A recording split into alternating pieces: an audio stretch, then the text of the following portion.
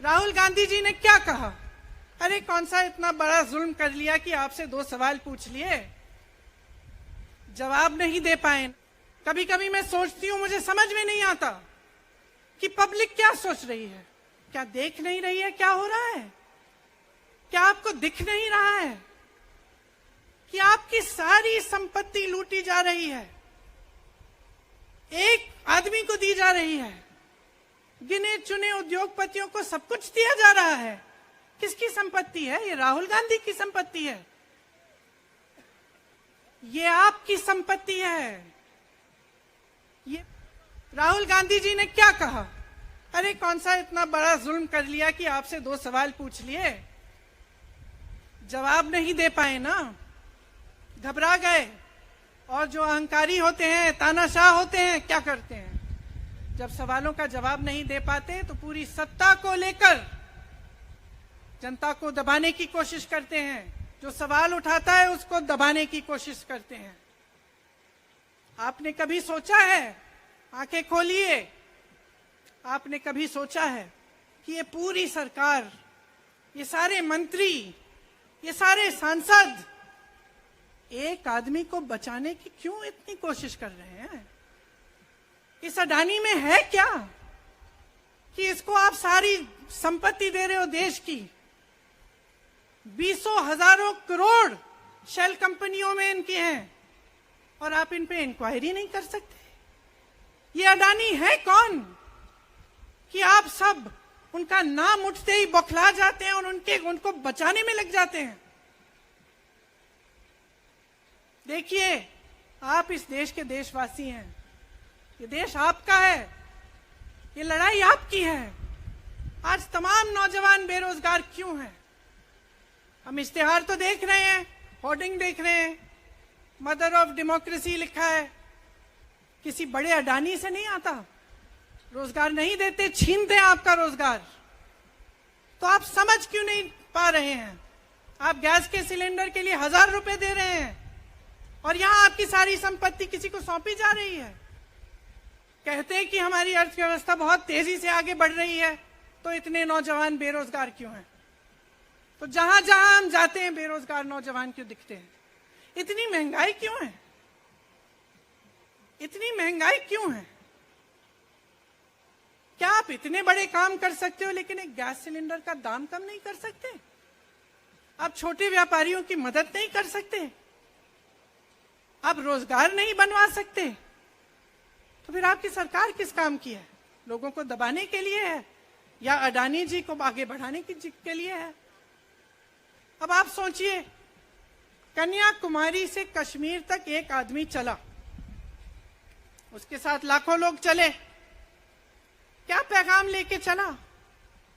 किस लिए चला? उसके दिल में क्या भावना थी कि लाखों लोग देश भर से उससे जुड़ के चले? समता, एकता की भावना थी। आज आपके सारी मीडिया, आपके सारे मंत्री, आपके सारे सांसद, आपके सारे कार्यकर्ता कह रहे हैं कि राहुल जी ने विदेश जाकर देश का अपमान किया, राहुल जी ने एक वर्ग का अपमान किया। क्या एक आदमी जो कन्याकुमारी से लेकर 5000 किलोमीटर कश्मीर तक चल के ये रोज रोज कहता है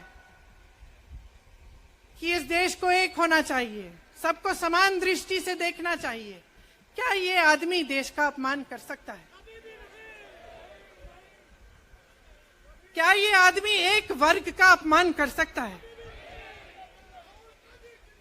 तो ये आदमी क्या कर रहा है? ये आपकी आवाज उठा रहा है। ये क्या कह रहा है? कह रहा है कि गरीबों को अपना हक दो, नौजवानों को अपना हक दो, महिलाओं को अपना हक दो। यही तो कह रहा है। और हक क्या है? हक ये है कि जो आपका है वो आपके हाथों में जाना चाहिए, किसी बड़े उद्योगपति के हाथ में नहीं, जो प्रधानमंत्री जी के मित्र हैं। ये है आपका हक। उसी हक की लड़ाई लड़ रहा है। तो आप समझिए, ये एक इंसान की बात नहीं है, ये एक राहुल गांधी की बात नहीं है, ये पूरे देश की बात है। आप कह सकते हैं भाई हमारे लिए ये क्यों नहीं किया, इतनी महंगाई क्यों है, हमारे लिए रोजगार क्यों नहीं बनाए। लेकिन आज यही हक आपसे छीना जा रहा है और आपका ध्यान इधर उधर भटकाया जाता है और इतनी चीजों को फैलाया जाता है जो सच नहीं है, झूठों को फैलाया जाता है। आप सोचिए, राहुल गांधी दुनिया के सबसे बड़े जो शिक्षा के संस्थान है वहां से पढ़ के आए हैं। हार्वर्ड और कैम्ब्रिज की उनकी डिग्री है। कैम्ब्रिज से उन्होंने इकोनॉमिक्स में मास्टर्स डिग्री, एमफिल डिग्री उनको मिली। आप उसको पप्पू बनाते हैं। पूरे देश भर में आपकी सहायता के साथ मेरे मीडिया के दोस्तों, डिग्री आपने देखी नहीं, सच्चाई आपने देखा नहीं, उनको पप्पू बना दिया।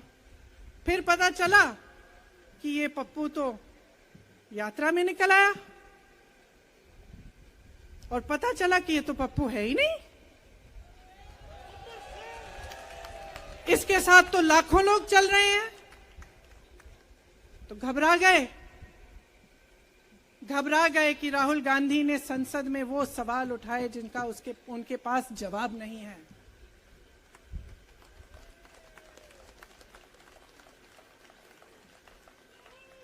क्या किया सुन लीजिए। एक तरफ से हंसी भी आती है कि एक आदमी को रोकने के लिए इतना सारा करना पड़ा। जिस आदमी ने राहुल जी के खिलाफ सूरत में कंप्लेंट लगाई, आपको मालूम है कि पिछले साल उसने खुद कचहरी में जाके बोला इस पे आप स्टे लगा दीजिए। 1 साल के लिए अपने ही केस पे स्टे लगवाया। फिर वापस कब गए केस खुलवाने के लिए? राहुल गांधी के संसद में अडानी पे के भाषण देने के 1 हफ्ते बाद। 1 हफ्ते बाद वो आदमी वापस जाता है, कहता है केस खोल दी, सुन लीजिए अब हम तैयार हैं। 1 महीने के अंदर जज कह देते हैं कि राहुल गांधी को 2 साल की सजा मिलेगी। आपने देखा इस देश में कितने केस हैं कि जेल में 10 साल के लिए पड़े रहते हैं, उनकी सुनवाई नहीं होती। ये तो सुनवाई भी फट से हो गई, जजमेंट भी फट से हो गई, सजा भी फट से हो गई। और आपने कह दिया अगले दिन कि 8 सालों के लिए ये चुनाव नहीं लड़ सकते, संसद से बाहर कर देंगे इनको। वाह वाह वाह वाह वाह वाह, बहुत धैर्य है आप में। अरे कायर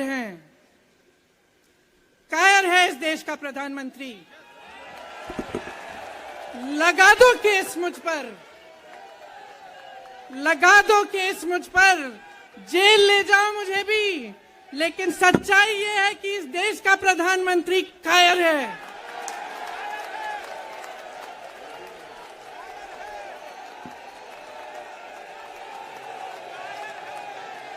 अपनी सत्ता के पीछे छुपा हुआ है, अहंकारी है और इस देश की बहुत पुरानी परंपरा है। इस देश की बहुत पुरानी परंपरा है, हिंदू धर्म की पुरानी परंपरा है कि अहंकारी राजा को जनता जवाब देती है। और इस देश की बहुत पुरानी परंपरा है कि अहंकारी राजा को ये देश पहचानता है। मेरे परिवार ने मुझे एक चीज सिखाई है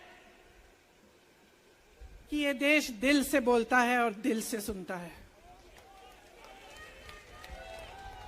ये देश सच्चाई को पहचानता है और मैं जानती हूं कि आज वो दिन है जब से सारा कुछ बदलने लगेगा।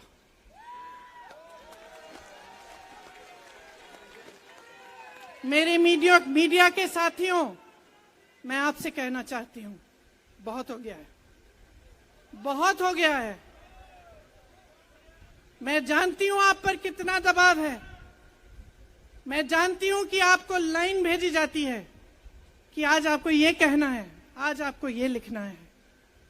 लेकिन आपकी एक बहुत बड़ी जिम्मेदारी है आज लोकतंत्र खतरे में है। अगर सरकार सवाल उठाने वाले को 8 सालों के लिए संसद से निकाल सकती है, अगर कह सकती है कि तुम्हें चुनाव लड़ने की ही इजाजत नहीं है, तो बहुत गड़बड़ है, बहुत गलत हो रहा है। और ये लोकतंत्र के लिए ठीक नहीं है, ये इस देश के लिए ठीक नहीं है। जब आप पत्रकार बने, शुरू में जब आप काम के लिए आए, तो आपके दिल में भी ये होगी बात कि देश के लिए मैं सच्चाई बोलूंगा, मैं सच्चाई बोलूंगी। आज आप बोल नहीं पा रहे हैं, हिम्मत करिए, खड़े हो जाइए आप भी। और जैसे खड़गे जी ने कहा कि तमाम पार्टियों ने आज अपनी आवाज उठाई है, उनका हम सब धन्यवाद देते हैं।